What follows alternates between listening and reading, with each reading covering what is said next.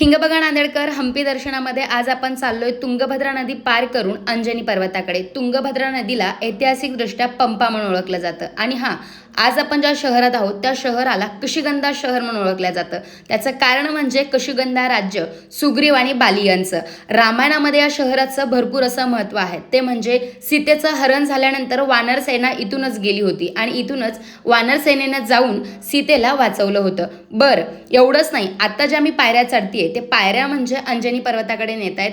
575 step चालून वर गेल्यानंतर हनुमानाचा जन्म झालेलं ठिकाण आपल्याला पाहायला मिळते। वरती अगदी सुंदर असं मंदिर आणि समोर सुंदर असा निसर्ग पाहायला मिळतोय। आणि तुम्हाला माहिती आहे, ही जी दगडाची पर्वत दिसत आहेत ना, ही पर्वत म्हणजे बाली आणि सुग्रीव यांच्यात भांडणं झाल्यानंतर एकमेकाला दगड फेकून मारायचे। त्यामुळे हम्पीमध्ये आपल्याला सगळ्यात जास्त दगडाची माळ पाहायला मिळतात।